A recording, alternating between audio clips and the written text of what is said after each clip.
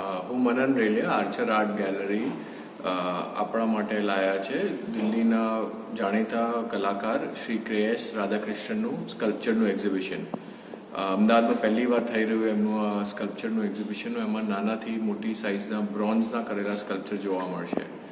Radhakrishnan KS Radhakrishnan કેરલામાં જન્મેલા અને શાંતિનિકેતન બેંગોલમાં એમનું સ્ટડી થયું. ત્યારબાદ એ દિલ્હીમાં છેલ્લા કેટલા વર્ષોથી રહીને કામ કરે છે. એમના સ્કલ્પચરો બધા બ્રોન્ઝના મીડિયમમાં બનેલા હોય છે અને એમાં નાનાથી લઈને મોટી સાઇઝના સ્કલ્પચરો બનાવતા હોય છે.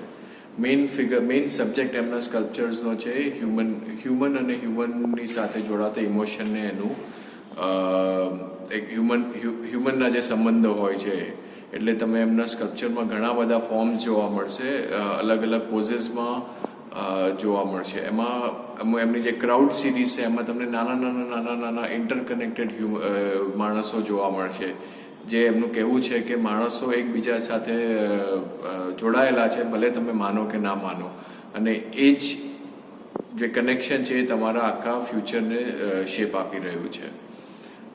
રાધાકૃષ્ણન એ ઇન્ડિયામાં ઘણી બધી જગ્યાઓ પર પબ્લિક ઇન્સ્ટોલેશન સ્કલ્પચર્સ કરેલા છે, જેમ કે સુપ્રીમ કોર્ટ છે, પછી કેરલાના અમુક પાર્ક્સ છે, ગોવાના અમુક પાર્ક્સ છે, ઇવન પરદેશમાં અમુક પબ્લિક પ્લેસીસમાં એમણે મોટા સ્કલ્પચર્સનું ઇન્સ્ટોલેશન કરેલું છે.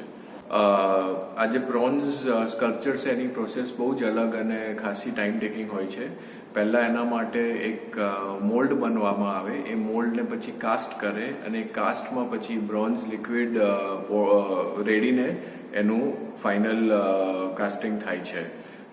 આમાં મોટી સાઇઝ જે તરહ છે, ઓલમોસ્ટ 6.5-7 ફૂટનું સ્કલ્પચર છે, એને 2 કે 3 પીસીસમાં કરીને પછી એને જોડવામાં આવે છે.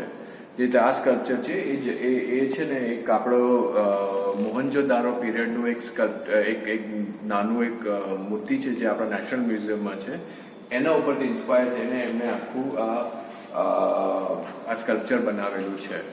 એવી રીતે એમના ઘણા બધા સ્કલ્પચર આપણા જે જૂની સંસ્કૃતિ છે એમાંથી ઇન્સ્પિરેશન લઈને એ બનાવતા હોય છે.